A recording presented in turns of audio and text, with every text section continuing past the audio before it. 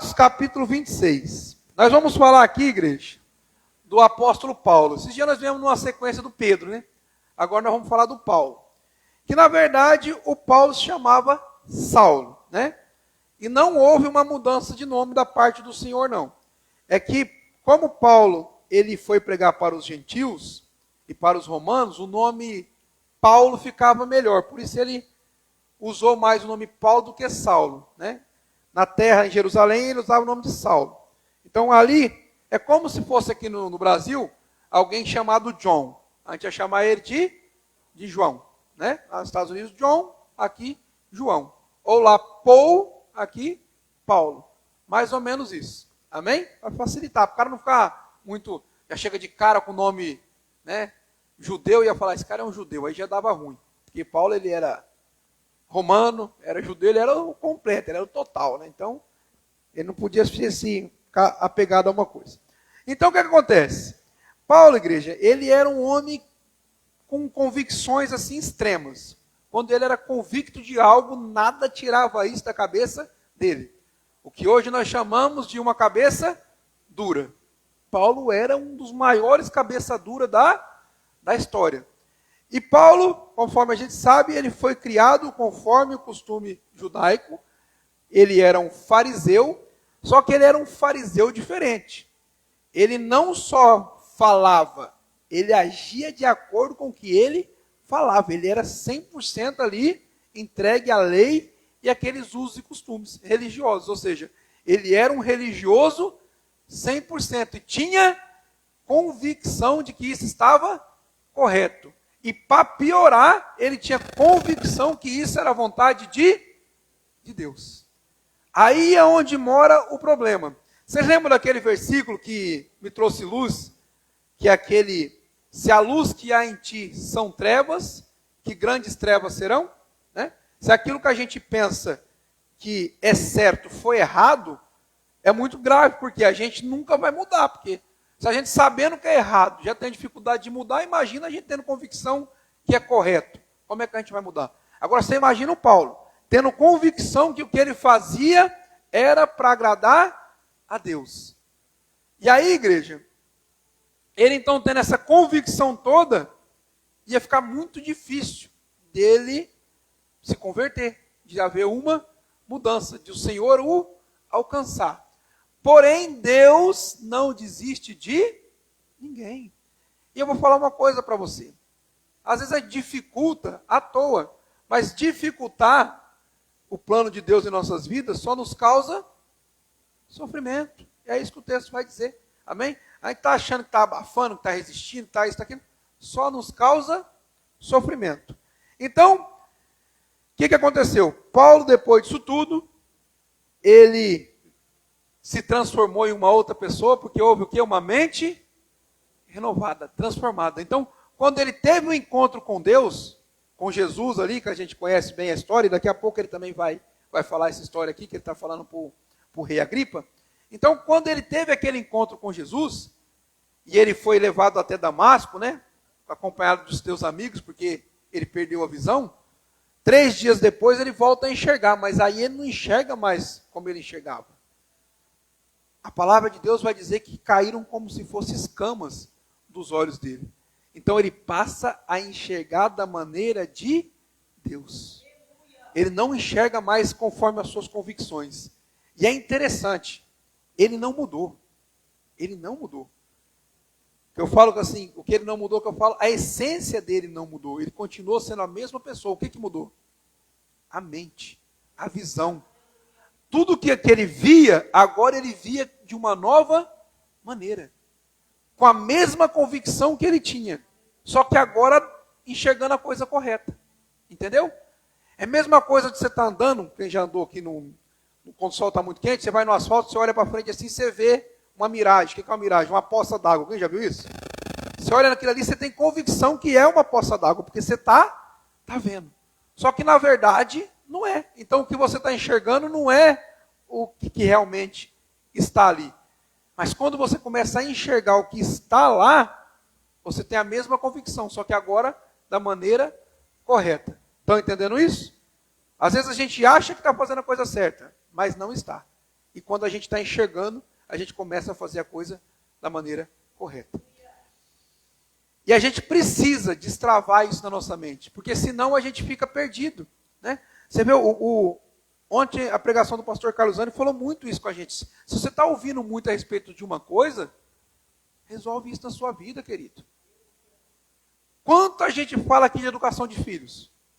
Quanta gente fala aqui? Muito, muito, muito. Luan, você já se sentiu aqui persuadido com a educação dos filhos?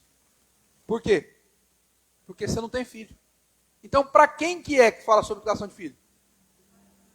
Para quem tem filho. Vocês estão entendendo o que eu estou dizendo? Então, para o Luan, se eu falei aqui 100 vezes de educação de filho, ele nem ouviu. Porque não foi para ele. Não é, Luan, pega agora e resolve o problema com seus filhos. Ele não tem ainda. Quando tiver, vai ser. Então, para quem que é educação de filho? Para os pais, para quem tem filho. Então, se está falando é por quê? Porque está precisando. Porque não está resolvendo. Porque está ruim.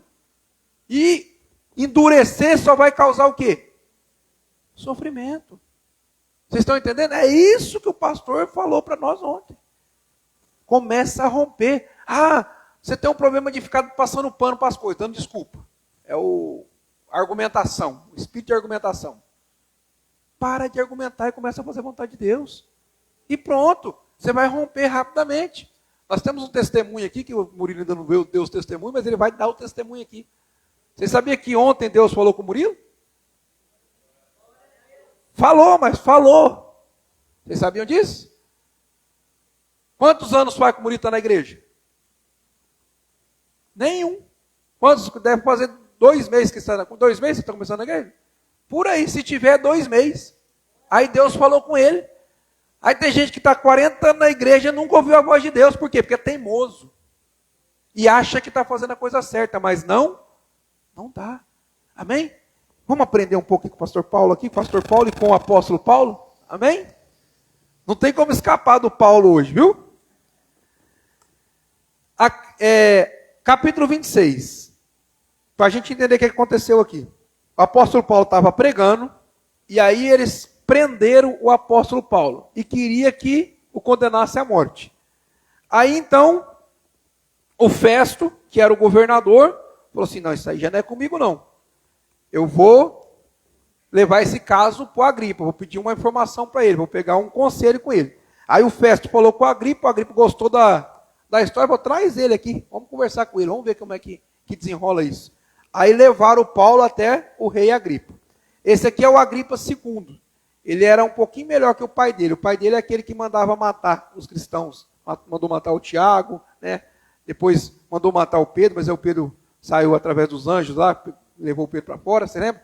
Esse aqui é o filho dele, o Agripa II.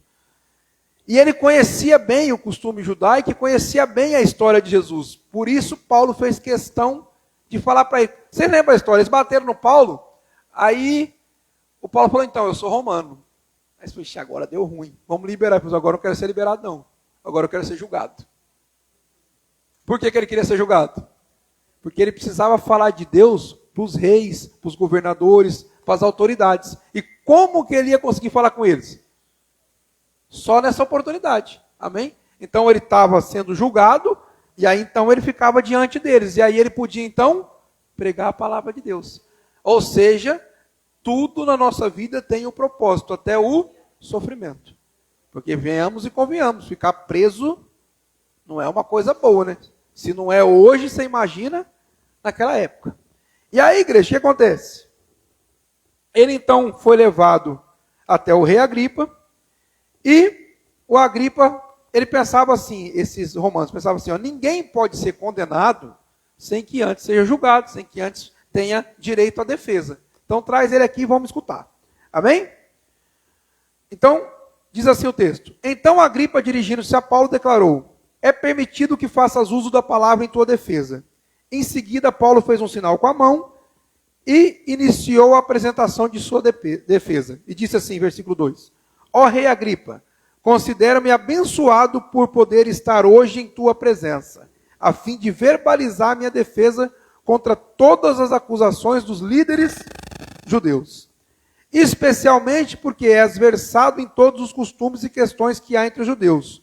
Por este motivo, rogo-te que me ouça com paciência. Então ele sabia quem era o Agripa, sabia o que Agripa pensava, só que ele falou, eu vou precisar de tempo para explicar. Amém?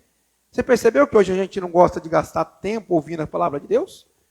A palavra de Deus tem que ser resumida, porque senão ninguém ouve. Né? E como é que você vai resumir uma palavra de Deus, igreja?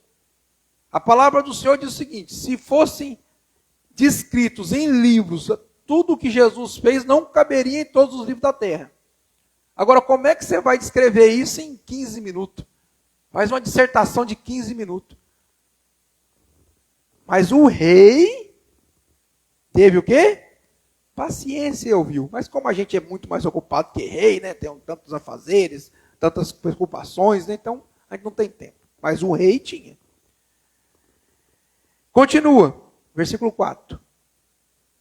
É do pleno conhecimento de todos os judeus, como tenho vivido desde criança, tanto em minha terra natal como em Jerusalém. Eles me conhecem há muito tempo e podem testemunhar, se assim o desejarem, que como fariseu, vivi conforme os ditames da seita mais rigorosa na nossa religião. Ou seja, como fariseu, ele viveu exatamente como deveria viver. Versículo 6. Contudo, agora estou aqui para ser julgado por causa da esperança da promessa feita por Deus aos nossos antepassados. Esta é a promessa que as nossas 12 tribos esperam que se cumpra, cultuando a Deus com todo o fervor dia e noite sem parar. É precisamente por essa esperança que estou sendo acusado pelos líderes judeus. Você está entendendo o que ele está falando aqui? Por que ele está sendo acusado? Porque a promessa que Deus fez para eles se cumpriu. E eles não estão conseguindo enxergar, eles não estão conseguindo compreender, eles não estão conseguindo ver isso. E ele também não estava vendo. Mas agora ele passou a ver. E quando você passa a enxergar, você incomoda. Quando você passa a enxergar, você é diferente. Quando você passa a enxergar, tudo muda.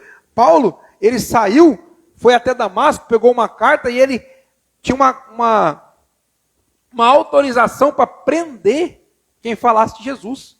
As pessoas do caminho, que eram chamadas os seguidores de Jesus. Então ele poderia prender. E aí eles eram levados a julgamento. E quando era levado a julgamento, o voto deles sempre era para condenação, mata.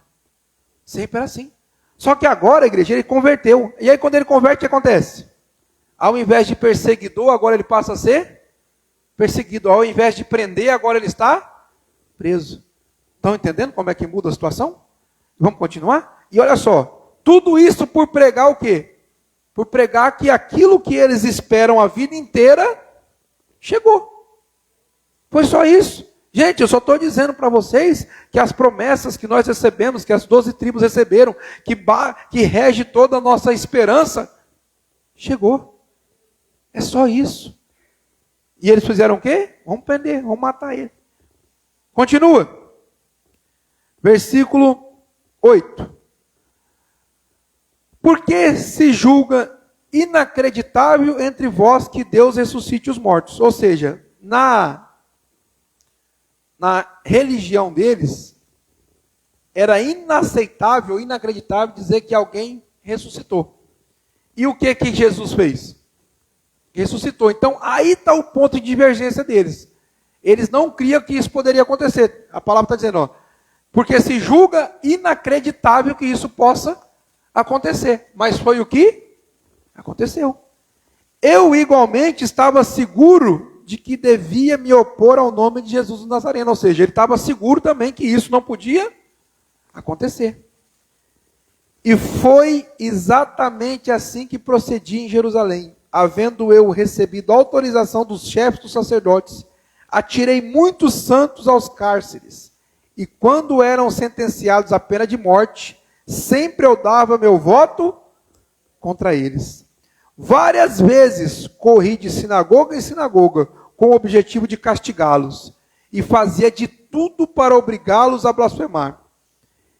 Em minha fúria obstinada, obstinação, toma cuidado com isso. Em minha fúria obstinada contra eles, atravessei terras estrangeiras para capturá-los. E em uma dessas viagens, estava me dirigindo para Damasco, com a autorização dos chefes dos sacerdotes, e por esses próprios compromissados. Entretanto, por volta do meio-dia, ó rei, ele está contando a história para o rei, viu gente? Estando eu a caminho, vi uma luz. Entendeu? A luz que estava nele era que jeito? Trevas. Mas agora ele viu a luz verdadeira, porque a verdadeira luz não está em nós. Ela pode até chegar, mas ela não está. O que está em nós, igreja, infelizmente, são trevas. Nós não nascemos com a luz. Nós nascemos no pecado. Amém? E aí a luz vem habitar em nós. E olha só o que acontece. Vi uma luz no céu, muito mais brilhante do que o sol, resplandecendo em torno de mim e de todos que estavam caminhando comigo. E caindo, todos nós por terra, ouvi uma voz que me falava em aramaico. Saul, Saul. O que é Saul, Saul? É Saulo, Saulo. Por que razão me persegues? Igreja, e você sabe o que é o nome Saulo? Vocês sabem não? Vocês lembram, né? Porque eu já falei aqui. Não lembra, né? Por isso que vai ter que pregar de novo. O que quer dizer o nome Saulo? Desejado. Amém? Então, o nome Saulo é desejado, ou seja, ele era desejado do Senhor. Algo que nós temos dificuldade em obter. Algo desejado. Interessante como o nome é bem compatível com o caráter da pessoa e com o que a pessoa é. Naqueles dias, vocês prestaram atenção nisso? Sempre o nome tem muita relação com quem era a pessoa ou algum fato que tinha acontecido na vida dela. E o Saul aqui, o Saulo, era o quê? Desejado. Por que razão me persegues? Saulo estava perseguindo quem, igreja? A igreja. Saulo perseguia a igreja. Jesus está dizendo que ele não está perseguindo a igreja, que ele está perseguindo era ele. Vocês estão entendendo o quanto a igreja é importante?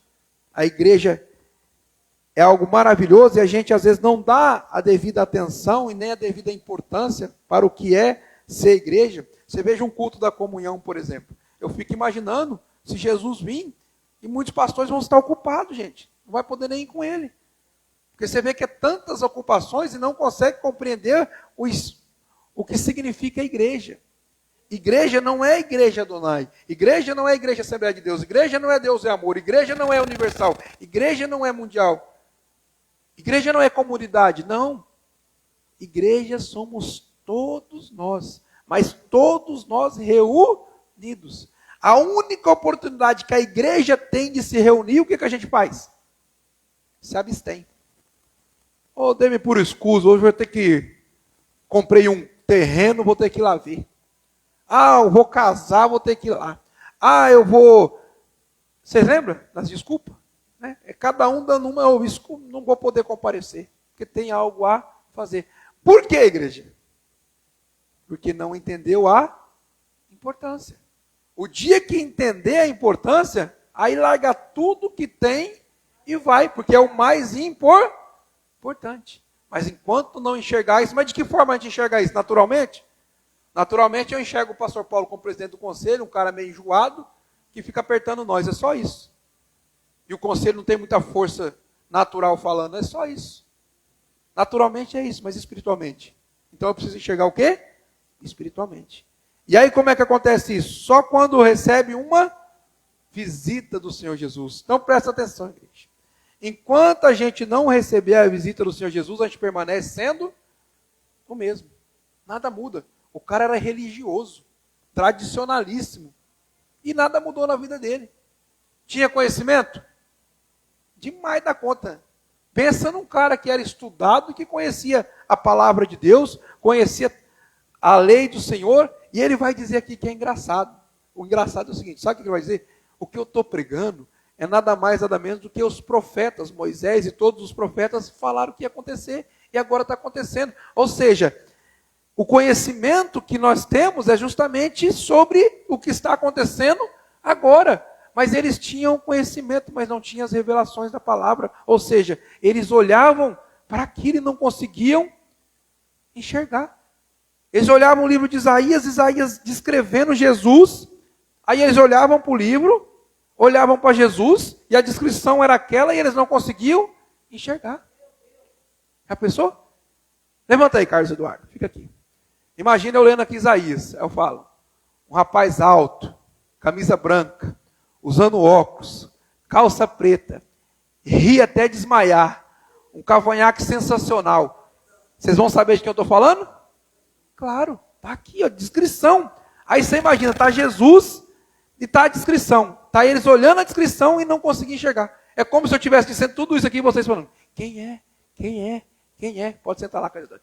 Então, vocês veem, era isso que estava acontecendo aqui na palavra de Deus. Eles não conseguiam enxergar aquilo que estava diante dos olhos. De vez em quando acontece com a gente também, né? A gente fica vendo aqui o que está acontecendo. Quem é assim? Quem é desse jeito? Quem é? Mas vamos seguir aqui o texto, igreja. Então, versículo 14. Caindo todos nós por terra, ouvi uma voz que me dizia, Saulo, Saulo, por que razão me persegues? Porquanto resistires ao aguilhão, só te causa sofrimento. Eu já expliquei sobre a questão do aguilhão, né? Só que tem uma coisa que eu esqueci de falar para vocês naquela outra vez, eu não enfatizei tanto. Por que fala resistir ao aguilhão só te causa sofrimento? O aguilhão é aquele, como se fosse um ferrão, só que ele tem tanto a lança para lá como uma de puxar para cá, né? E ele servia para poder guiar os bois.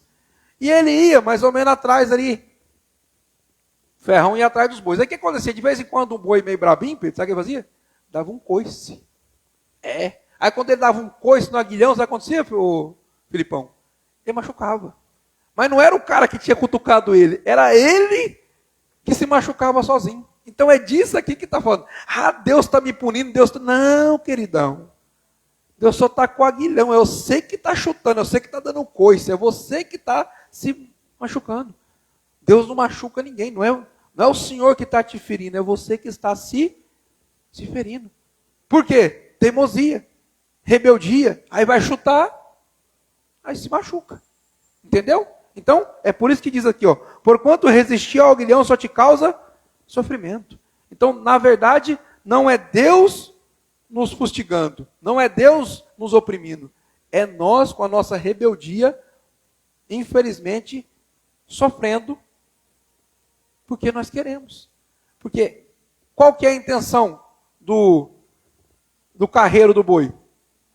É que o boi ande no caminho que ele deseja. Qual que é a intenção de Deus para nossas vidas? É que nós possamos andar no caminho que ele deseja. E aí quando a gente não quer, o que a gente faz? Coice. E aí o que acontece? Se machuca. Então nos causa sofrimento. Quanto mais a gente quer se afastar do caminho que Deus tem para a gente, mais sofrimento a gente vai ter. Não é assim? E quando a gente embirra com Deus, então? Eu gosto dos embirrados.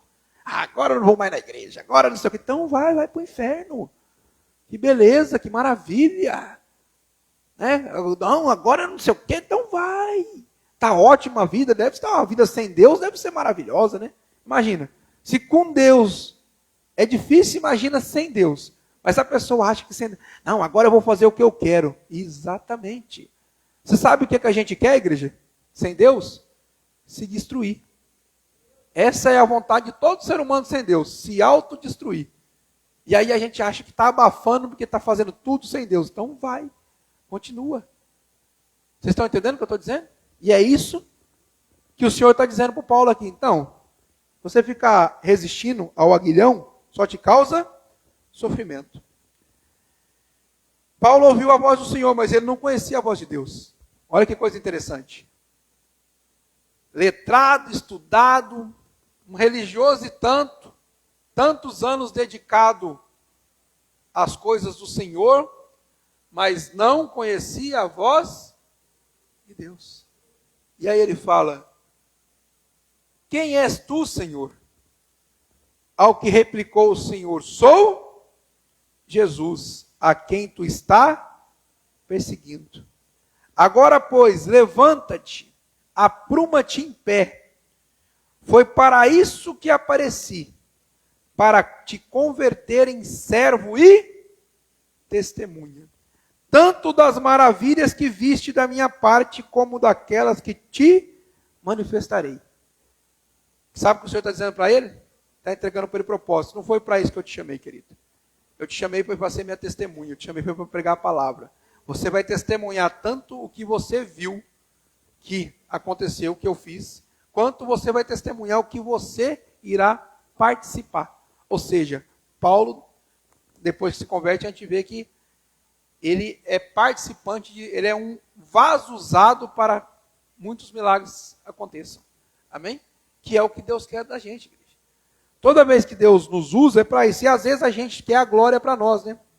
Às vezes a gente pega e faz uma oração e a oração é ouvida e a gente acha que foi a gente que fez o que ocorreu, né? Ah, a pessoa foi curada, foi eu que orei. Não, esquece.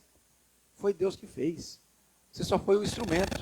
Amém? Ah, então estava de joelhos aqui orando pela vida do Murilo. Aí o Murilo, né, recebeu algo da parte do Senhor? Não, querido. Foi Deus quem chamou. Não foi eu. Eu fui apenas se não fosse eu orando, eu não estava orando porque eu nem conhecia. Se não fosse eu orando, era outra pessoa orando.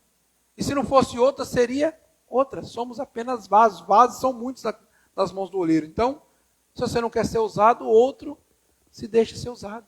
Amém? Então esquece, o poder não está em nós, o poder está em Deus. Quem faz é Ele, quem busca é Ele, quem encontra é Ele, quem chama é Ele, quem convence é Ele. Nós somos apenas vasos. E é isso que o Senhor está dizendo aqui para o Paulo. Você é um vaso que eu preciso usar. Continua e diz assim, ó. Versículo 17. Irei livrar-te deste povo e dos gentios para os quais eu te envio, para lhe abrir os olhos e converteres das trevas para a luz, e do poder de Satanás para Deus, a fim de que recebam o perdão dos pecados e a herança entre os que são santificados pela fé em mim. Igreja, olha só que interessante. O que o Senhor está dizendo para o Paulo? Paulo, você vai para pregar. E você vai pregar o quê? Arrependimento. Mas de que forma que as pessoas vão se arrepender? Quando elas começarem a enxergar. Por que às vezes a gente não se arrepende? Porque não enxerga. E por que não enxerga? Porque está nas trevas. Está escrito aqui sim ou não? Ó, para abrir os olhos. Versículo 18. Então não está enxergando porque está com os olhos fechados. Não consegue ver. Para se converter das trevas para a luz, ou seja, está em trevas. E o que quer dizer em trevas? Está no poder de Satanás. Está nas trevas, está nas mãos do inimigo. Não tem outra situação, igreja. Infelizmente, está na ausência de luz. E as trevas, o que é? Ausência de luz. Então, se Deus não está presente, você está sem Deus. E se você está sem Deus, você está onde? No colo do Satanás. E pronto. Amém? E tem gente preferindo estar sentado junto com Satanás do que na presença de Deus. Por quê, igreja? Porque a presença de Deus incomoda. Por que a presença de Deus incomoda? Porque a presença de Deus é luz. E a luz incomoda o quê? Quem está fazendo coisa errada. É isso que incomoda. Amém? É só você ver. A pessoa vai fazer algo ruim. Ela faz a luz para todo mundo ver? Não, quando é que ela faz? Quando ninguém está vendo, nas trevas, na escuridão. O ladrão entra na casa da gente, ele acende todas as luzes para entrar e sai acenando para as câmeras. É assim? Não, ele vai no escuro. Se puder apagar a luz para ele entrar, melhor ainda. Faz as coisas na escuridão, nas trevas, e escondido. Mas nós aprendemos ontem isso também, né? Jesus não faz nada escondido. Tanto que hora que ele chega para falar com Paulo? Meio-dia. O ponto mais alto, a hora que está mais iluminado o céu, é a hora que Jesus chega para falar. E é o seguinte, a hora que o dia está mais claro, a luz que chegou é muito mais resplandecente do que a luz do sol. Sabe por quê? Porque está dizendo isso aí o texto. Olha o seguinte, quando o dia está no seu auge de luz, A luz do Senhor é muito maior do que essa. Ou seja, está mostrando o quanto Deus ele é superior em tudo. E aí a gente quer andar na luz? Não, a gente quer andar nas trevas. Por quê? Quer andar escondido. Quer se esconder. Quer ocultar as coisas. Por isso a gente tem vergonha de andar na luz. Amém? E o Senhor está dizendo o quê? Que Ele veio para quê? Para nos tirar das trevas para a luz. Quer caminhar com Deus? Você vai ter que caminhar na luz. Você vai ter que caminhar, né, de uma vida disposta a todos enxergarem, né? Que é o que a gente não quer. A gente quer viver a luz dentro da igreja, e nem dentro dela mais, né? Na maioria das vezes, agora a igreja está escura também. Né? Uma escuridão danada, ninguém vê ninguém, uma fumaça, né? Ou tudo oculto. E aí eles estão querendo dizer que não tem nada a ver. Então não tem, né? Jesus fala que ele é a luz, e ele vem falar com Paulo que hora? Meio-dia. Mas hoje a gente quer no escuro com a luz apagada. Né? Porque é o que o pastor Carlos falou, é o que a gente quer. Tem que ver se é. Então eu nunca vi a luz, né, em meio a trevas. Existe luz em meio às trevas? Não. Ou tem trevas ou tem luz. São o oposto, não tem como. Amém? Então, Deus ele é luz. Vamos voltar para cá para o texto. E ele aparece quando? No ponto mais alto de luz. Para nos fazer o quê? Para nos tirar das trevas. Do poder de Satanás. Para o poder de... a fim de que recebamos o perdão. Então você entendeu? Para você ser perdoado, você tem que estar na onde? Em Jesus. Que é a luz. Se você não tiver em Jesus, não tem perdão. Não tem perdão no colo de Satanás. E a gente está achando que vai ser perdoado, aí no mundão fazendo o que quer e o que não quer. Não, não tem perdão não. Continua o texto e diz assim, ó. A fim de que recebam o perdão dos pecados e o que mais? E a herança entre os que são santificados pela fé em mim. Quer receber as coisas do Senhor, mas de qualquer maneira, de qualquer jeito, não vai acontecer. Continue o texto e diz assim, versículo 19. Sendo assim, ó rei Agripa, não fui desobediente à visão. Quer saber qual que é a diferença de Paulo para nós? Está aí, ó. Aqui está a diferença de Paulo para nós. Sendo assim, ó rei Agripa, não fui desobediente à visão celestial. É simples. O que é o oposto de desobediente? É obediente. Então o que ele está dizendo? Ele não foi desobediente. Então ele foi o quê? Obediente. Ele ouviu, compreendeu e partiu para cima, querido. É isso aí. Agora, eu estou entendendo, está entendendo sentado, estou entendendo, mas não faz nada, está entendendo como? Se compreendeu, tem que partir para cima. Mas a gente quer ser o quê? Voluntários do Senhor. Rapaz, tem uma coisa que me irrita, é voluntários do Senhor. Né? Voluntário. O que é o voluntário? Quando eu quero, quando dá, quando sobra tempo, quando eu posso. É disso que Jesus está precisando, de voluntário? O que ele está precisando? De servos. O servo é voluntário? Não, o servo é servo. O servo faz o quê? O que precisa, na hora que precisa. É assim. Amém? Já pensou? Senhor, eu preciso que... vai levar um recado aqui. Imagina que o Ananias, que foi o outro servo do Senhor usado para libertar Paulo. Imagina, Jesus falou, ó, Ananias, você vai se encontrar com Paulo. Você precisa de ir lá. O Ananias ficou com medo. Isso é uma coisa, né? Porque o Paulo estava vindo matar todo mundo, ficou com medo. Mas imagina o Ananias, falou, rapaz, não vai dar não, estou com uma viagem marcada, ó. Já marquei faz tempo. Ananias, rapaz, pior que é um congresso. Desculpa, está em Damasco, é um congresso lá em Jerusalém, vou ter que ir, é um congresso grande lá, fui convidado. O senhor vai pregar? Não, nem pregar, mas eu preciso fazer parte, porque já fui convidado de estar marcado faz tempo. Aí Jesus falou, não, Ananias, fica tranquilo, pode ir. Não é? Não é, Augusto? Não, não é. Porque Ananias, ele é voluntário? Não, Ananias é o quê? Servo. E quando o nosso Senhor precisa, o que o servo faz? Faz o que tem que ser feito. Não dá desculpa e não pensa na sua própria vida e nem nos seus compromissos. Tem compromisso acima do compromisso do Senhor? Não tem. Então, qual que era a diferença do Paulo? Era essa.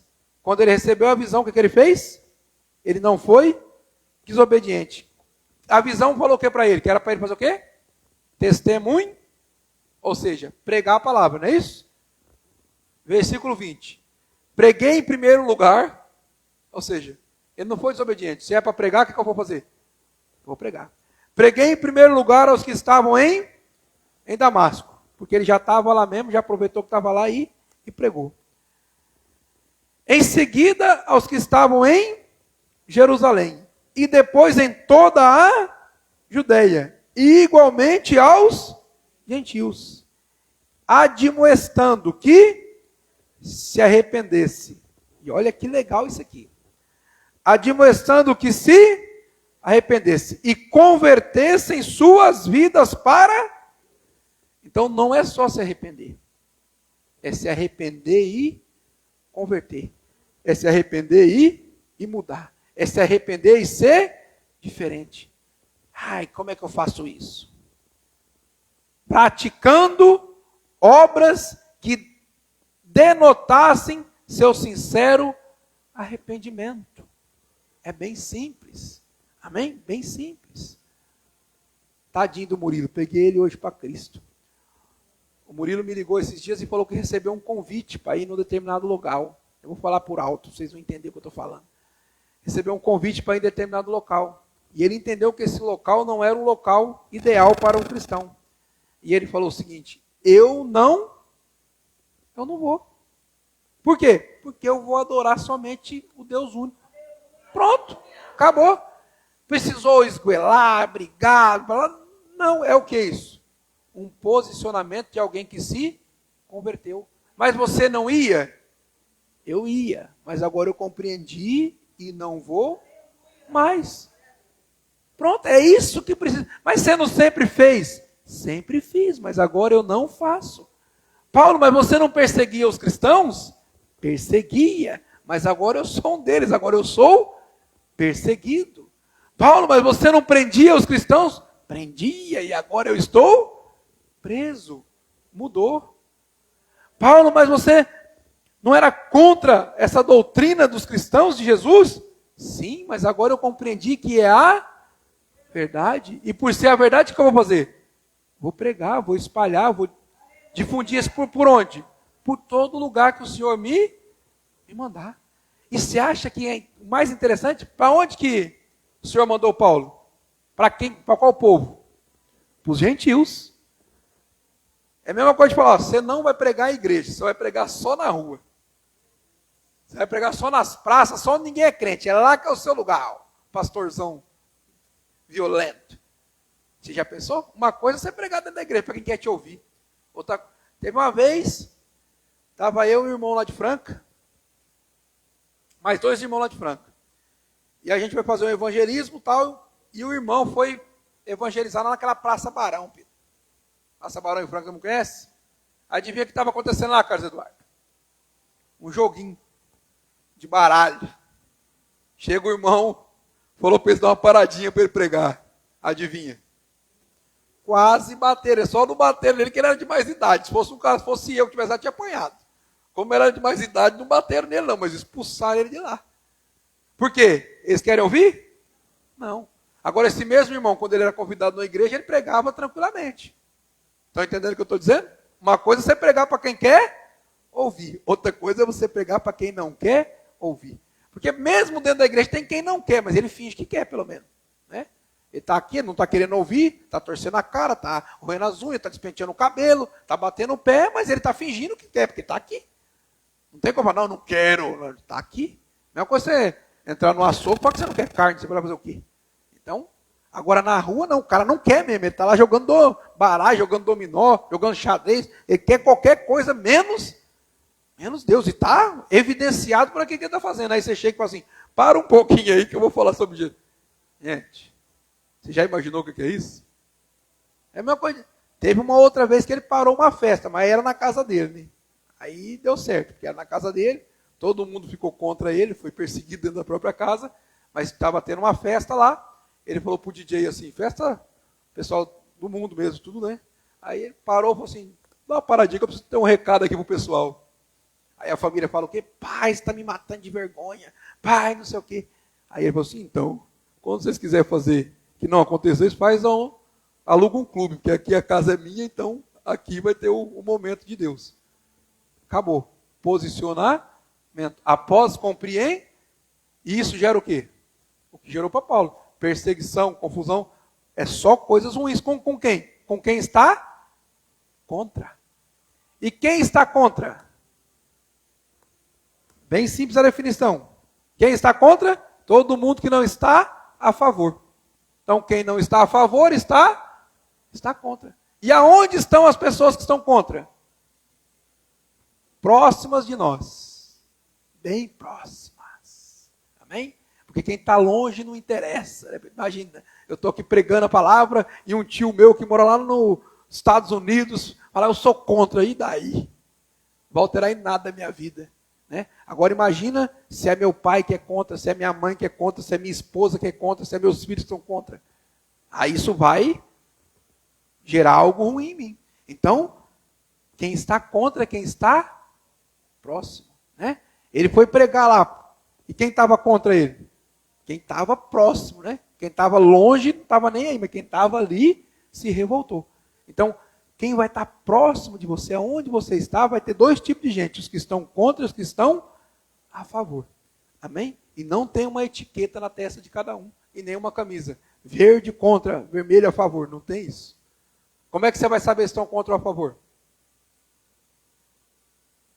Quando você pregar a palavra, quando necessitar, quando o que você falar for de encontro, ou melhor, quando você falar for contra o que aquela pessoa quer ouvir. Quando ela falar, né, Murilo, vamos, e você falar, eu não vou. Aí você vai saber quem é contra. Porque se a pessoa falar, vamos, e você falar, vem comigo, querida, vai ser muito fácil.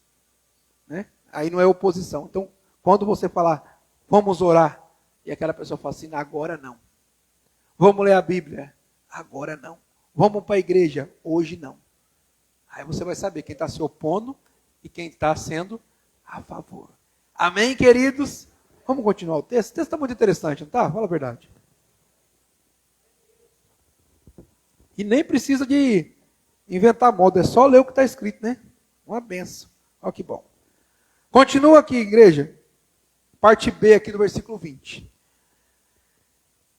Toda a Judéia, igualmente o gentil, admoestando que se arrependesse, convertessem suas vidas para Deus, praticando obras que denotassem seu sincero arrependimento. Então, como é que a gente sabe quando a pessoa se converteu?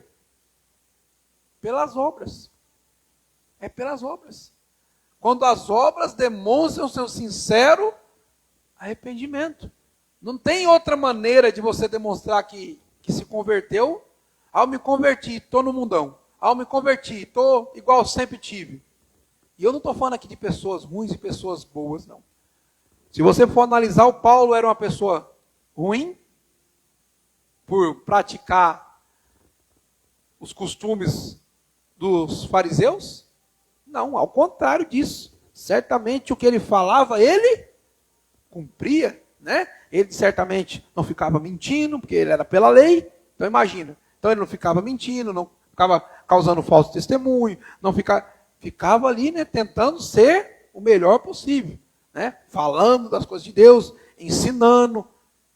Conforme a religião o ensinava, ele fazia à risca. Então ele não era uma pessoa ruim. E quando ele se transformou em um vaso do Senhor, de que forma ele continuou? Sendo a mesma pessoa. Só mudou o quê? A forma de enxergar, a visão. Então, o que precisa mudar, igreja? Além da mudança primária, que é a nossa mudança interior, que é a nossa mente, que é a nossa transformação. E como é que a gente vai ver que a gente conseguiu mudar? Quando o que a gente enxerga de forma diferente. Quer que eu vou dar um exemplo para vocês? Vou voltar a falar. Terremoto na Venezuela. Eu vi a atualização ontem. 1.430 e poucas pessoas. Mais de 1.400 pessoas mortas. Está se ouvindo falar nisso? Vocês estão ouvindo falar? Não, não vou falar. Por quê? Normal. Nada de demais. Né? Natural. Isso é natural? Isso é normal? Não, não é. E é Venezuela que nós estamos falando. Venezuela fica aqui perto, não sei se vocês sabem. É aqui perto. Então nós estamos falando de Venezuela. E a gente acha que a Venezuela está lá do outro lado do mundo. Não. Está aqui. Pertinho da gente. Amém? Mas se vê falar, por quê? A visão está olhando para onde? Para a Copa do Mundo. Olha lá. Só você abrir lá, coloca no YouTube para você ver. As 5 primeiras coisas lá, vai falar de futebol. O resto de distração. Se você quiser saber alguma coisa a respeito da Venezuela, você tem que digitar lá. Buscar. Se você não buscar, não vai aparecer esse conteúdo para você. Por quê? Porque não é um conteúdo interessante, né? Ou que o algoritmo acha interessante. Então não vai aparecer. Amém? Inclusive esse conteúdo que a gente está vendo aqui nessas lives também, já estamos quase cessando isso aí. Aproveita também que vai ser as últimas. Amém? E vamos acabar com isso também, né, Carlos Eduardo? Vamos fazer o que a gente não está? E eu não vou falar o que a gente vai fazer, porque senão o algoritmo vai saber. Então não vai saber nada. Vamos fazer tudo o que sem saber. Amém? Glória a Deus. Viu, Pedrão? Vou falar aqui, já me bloqueio de lá. Não vou falar nada. Jamais. Amém? Vamos continuar aqui, igreja. Versículo 21. E foi por isso que alguns líderes judeus me prenderam, estando eu no templo, e tentaram. Por que ele foi? Tentaram prender ele, tentaram matar ele? Porque prenderam e tentaram matar? Porque ele estava pregando a palavra. Porque ele estava falando para eles só isso, ó. Gente, você lembra? Os profetas, Isaías, Moisés, e tudo que eles falaram para nós, e todos os profetas até hoje, eles estavam falando desse homem que veio aqui. Era de Jesus que eles estavam falando. Pronto. Estava aí a confusão armada. O problema estava aí. Era só falar que Jesus, era o Messias, estava feita a confusão. Aí era só falar o que todo mundo viu. Jesus, quando ressuscitou, ele ressuscitou em oculto? Não, ele apareceu por várias semanas, até depois ir ao céu. Para que isso? Porque Jesus não faz nada escondido. Então todo mundo viu. Tamanha era a convicção deles, Paulo tinha acabado de falar com Jesus. Os apóstolos tinham visto Jesus muitas vezes depois da ressurreição. Então, tamanha era a convicção deles que aquilo era verdade, que eles entregavam a sua vida por aquilo. Você não morre por algo que você tem dúvida, morre? Não, eles só morriam porque eles tinham convicção, eles tinham certeza do que eles tinham visto, até mesmo porque não foi um pensamento, um sonho, uma visão. Foi real. Eles tocavam Jesus, eles se alimentavam com Jesus após a ressurreição. E Paulo só está dizendo isso. Falou, gente, é evidente, é o que a Escritura está dizendo, é o que nós aprendemos a vida inteira, é o que nos instruíram a vida inteira, é só isso. E eu estou pregando aqui o quê? Para que se arrependam e se convertam a Deus. A religião está nos afastando do Senhor. Esse monte de regras, esse monte de situação aqui, está nos impedindo de enxergar. E aí o que eles fazem? Então vamos prender ele e vamos matar. Tem cabimento? Continua. Só que eles não sabiam de uma coisa, igreja. Deus usa todas as circunstâncias em favor. A palavra de Deus diz que todas as coisas cooperam para o bem daqueles que amam a Deus. Amém? Na verdade, eles não sabiam, mas eles estavam levando Paulo para pregar para as maiores autoridades da época, a qual ele só teria essa forma de chegar na presença deles. Amém? Continua. Olha o que o Paulo pensa sobre isso. Todavia, tenho sido agraciado com a ajuda de até o dia de hoje. E por essa razão estou estou aqui e posso testemunhar tanto às pessoas simples como aos cultos e notáveis. Não estou dizendo nada além do que os profetas e Moisés nos advertiram que haveria de... Sabe o que ele está dizendo, queridos? Eu só estou pregando a palavra. É mais ou menos o que a gente faz nos dias de hoje. Está se sentindo ofendido? Está magoado? Está não sei que jeito? Eu só estou pregando a palavra, a qual nós mesmos reconhecemos como regra de fé para nossas vidas. Porque se o crente não crê na palavra de Deus, perdeu toda a base, né? E se eu creio que é a palavra de Deus e a palavra de Deus está me ofendendo, está esquisito, porque nós não estamos pregando nada além do que está escrito. Sim ou não? Até agora nós vimos aqui, estamos discorrendo um por um, é só lendo, não é isso? Lendo e explanando o que está escrito, é o que Paulo está dizendo. Eu não estou falando nada além do que os profetas e Moisés já haviam dito. Não estou trazendo novidade nenhuma. Continua. Ou seja, como Cristo deveria sofrer e como ele seria o primeiro que pela ressurreição dos mortos anunciaria a luz a este povo e de igual modo a todos os gentios. É só isso, queridos. Todavia, enquanto Paulo apresentava sua defesa, Festo, quem que era o Festo? O governador. Festo interrompeu o discurso e exclamou, irritado. Ficou brabo, Festo. Está louco, Paulo? As muitas letras te fazem delirar? Parece familiar isso aí, gente? Parece familiar? Você começa a falar da palavra de Deus, outro fala, você está ficando louco? Você está lendo demais a Bíblia? Se lê demais a Bíblia, fica louco. Aí, ó, olha o pensamento de Satanás, como é que é? Isso aí. Você está lendo demais a Bíblia, você vai ficar louco. Netflix, você pode maratonar 15 dias que ninguém fala que você está louco. Você sentar 2, 3 horas para ver um jogo de futebol, você não está louco. Mas se você sentar 1 hora por dia para ler a palavra de Deus, você está louco. Continua.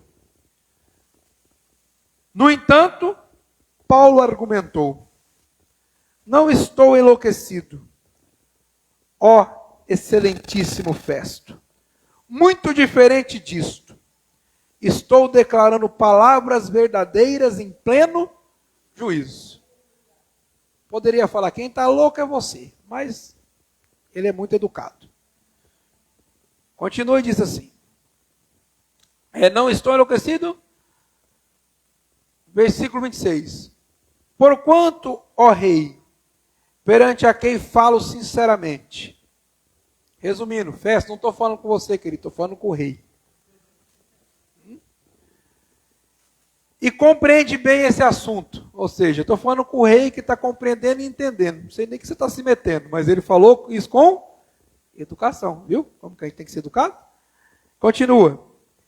E por isso não acredito de que nada do que falei vos tenha escapado ao conhecimento, posto que esses eventos não ocorreram em um canto às escondidas. Ou seja, tudo que eu estou te falando, Agripa, ou rei Agripa, o senhor já sabe, já é conhecido. Ou seja, tudo que Paulo estava fazendo era conhecido, todo mundo sabia o que ele fazia. Ele não fazia escondido.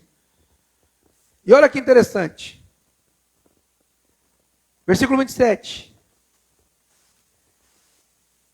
Acreditais, ó rei Agripa, nos profetas? Sei que credes. Vamos trazer para nós?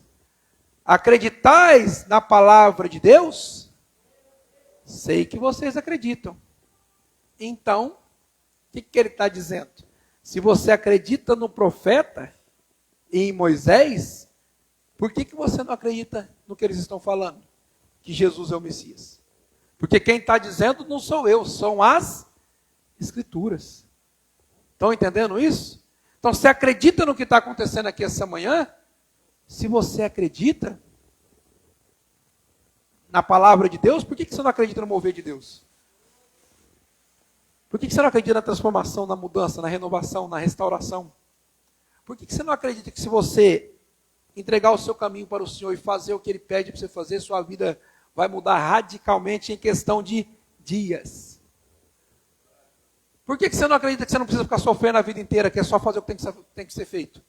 Por que você não acredita? Por que você não acredita quando a palavra diz, ensina a criança no caminho que se deve andar, e depois de adulta ela não te envergonhará? Por que você não acredita? Qual que é a dificuldade de acreditar na palavra de Deus? Vamos continuar? Vou falar qual que é a dificuldade. Versículo 28. Então o rei Agripa ponderou: crês tu que em tão pouco tempo podes me persuadir-me a converter-me em um cristão? Sabe o que é isso?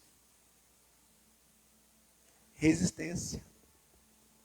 Às vezes a gente compreendeu, a gente sabe, mas algo em nós gera uma resistência.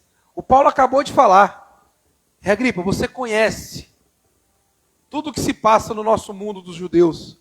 Você conhece as profecias. Você conhece os profetas e você crê neles. E aí ele fala, você está achando que com esse pouco tempo você pode me converter? Endureceu o coração. Quantos de nós, ao ouvir a palavra de Deus, endurece o coração? Tudo estava indo bem, até que de repente, algo endurece o nosso coração. E eu não tenho outra forma de pensar, a não ser que seja espiritual. O cara estava entendendo, o raciocínio estava lógico, o raciocínio era lógico, estava tudo tranquilo, tudo bem. De repente ele endurece o coração. Não é assim que funciona? Satanás desperta algo dentro da sua mente. Está tudo indo bem, e de repente uma palavra é o gatilho para endurecer o seu coração. É quando fala aquilo que você não gosta. É quando fala aquilo que você não quer ouvir. Aí de repente, estamos igual nós aqui, já presta quase 1 hora de pregação e de repente ouve uma palavra que foi o gatilho para endurecer o seu coração com tudo o que você ouviu. E aí você foca só nisso, esquece todo o restante. E olha o que acontece. Olha a preocupação do Paulo com isso. Versículo 29.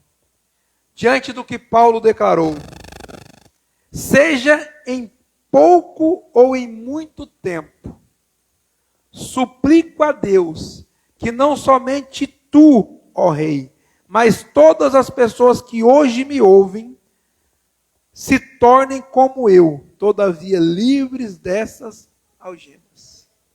Amém? O que ele está dizendo é o seguinte, não se tornem presos, como ele estava preso, mas livre, como ele vive sem as algemas. Entendeu? E ele está dizendo para o Agripa, Agripa, presta atenção, a palavra está sendo dirigida a você, mas o intuito não é você, é todo mundo que está ouvindo. Então esquece, ô rei Agripa, que todo culto é direcionado para você. Não, é para todos que estão ouvindo.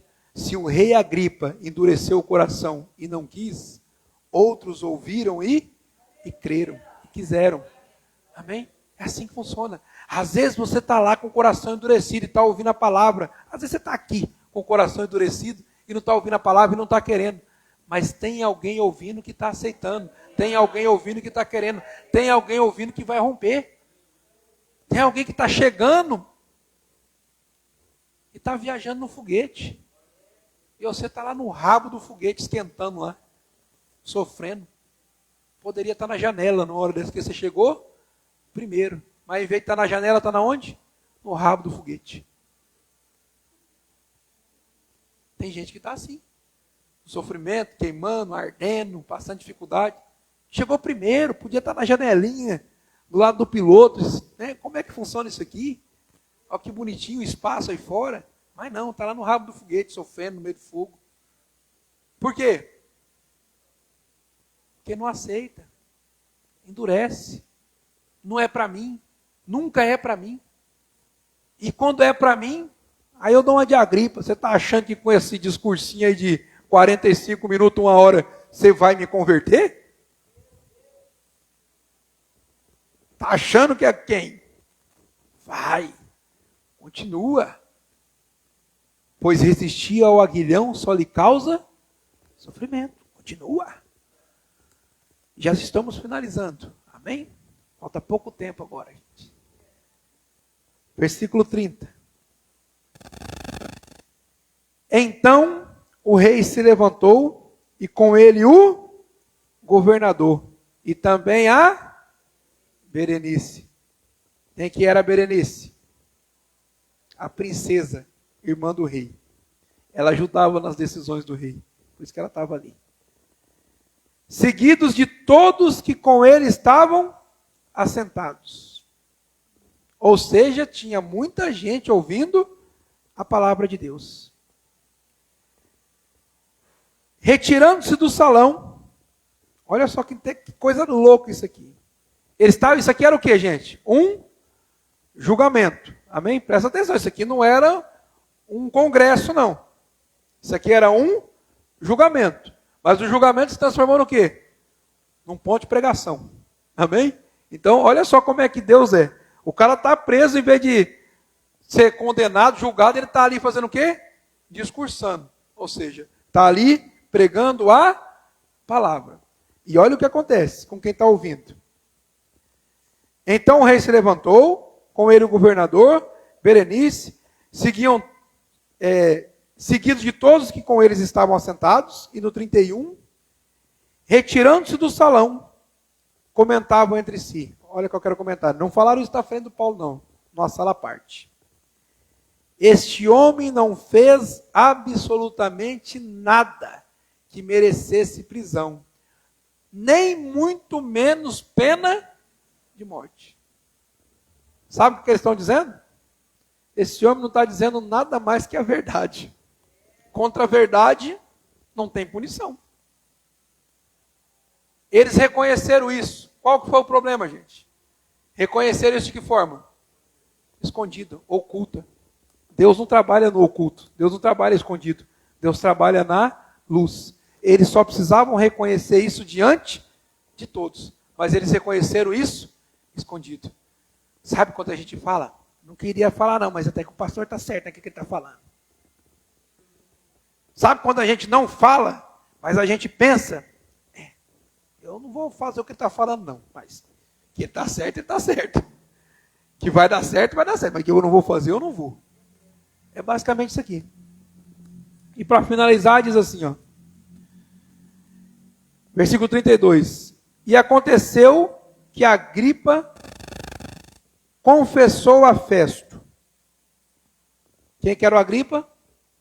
O rei. Quem que era o Festo? O governador. Que tinha levado a causa até o rei. Este homem, bem que poderia ser posto em liberdade. Por que que ele não foi? Caso ele não tivesse apelado a César.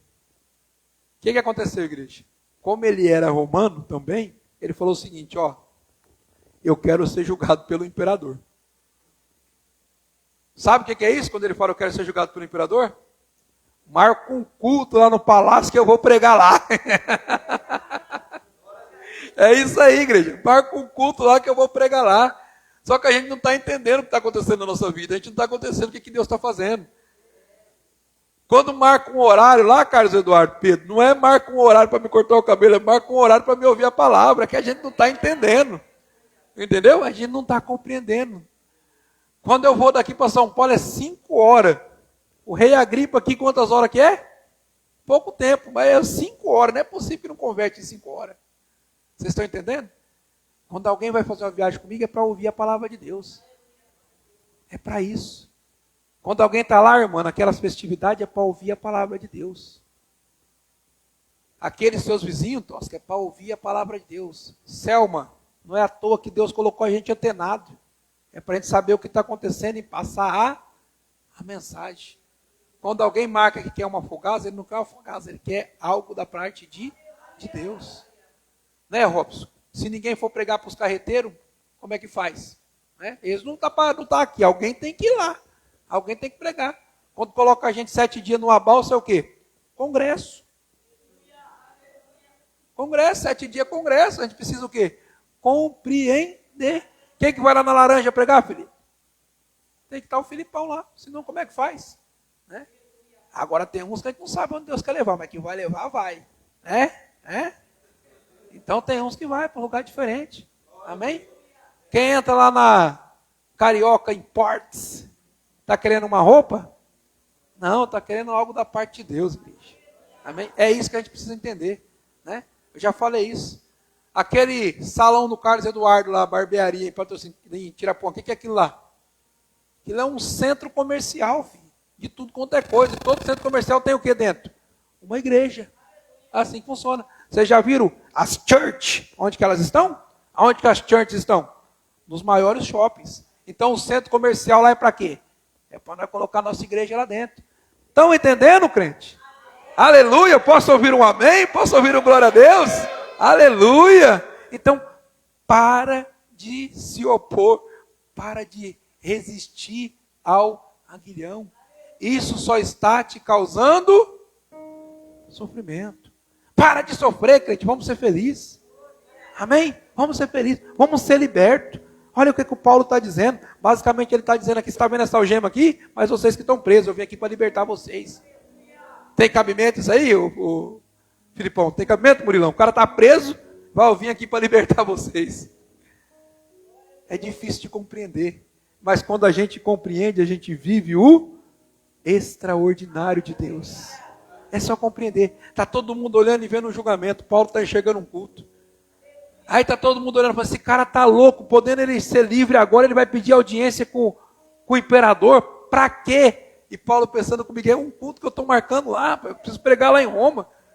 É dessa forma. Aí eles falam, mas que forma? A gente já pregou sobre isso aí, como é que vai para Roma? Vai de navio. O que acontece no navio? Vamos pregar. Mas aí o navio esbagaça, ele vai para uma ilha. O que ele faz na ilha? Precisa converter um pouco de gente que está naquela ilha também. Então, gente, o negócio é o seguinte. O navio pode quebrar? Pode quebrar. Vai ter prejuízo? Vai ter prejuízo, mas não vai morrer? E pronto, é isso que você precisa saber. Não vai morrer ninguém. Está dando ruim, está quebrando as vezes. Você já está na viagem, que beleza. Começou a ventar, né? Começou a quebrar o barco, está tudo espatifado, você está segurando numa madeira. Firma na madeira aí, crente. Pega na madeira, segura nela. Vai ter prejuízo, mas não vai morrer ninguém. Se segura que daqui a pouco Deus te leva para a praia. É assim que funciona. E quando chega na praia, está achando que vai ser moleza? Se brincar, ainda vem uma serpente, chama no seu lombo ainda. Mas não é para a morte. Não é para a morte. Amém? Pensa que crente tem sossego? Tem não. Pensa que crente tem descanso? Tem não. É uma atrás da outra, mas a gente precisa o quê? Entender o que está acontecendo. Quer viver sossegado? Então morre. Morre que você vai viver sossegado. Porque crente morto mora na onde, Pedro? No céu. Então quer viver sossegado? Morre. É só morrer. Agora não quer morrer não? Então continua firme. Que Deus tem muita coisa para fazer ainda através da sua vida. Amém, crente de casa? Coloque de pé em nome do Senhor Jesus.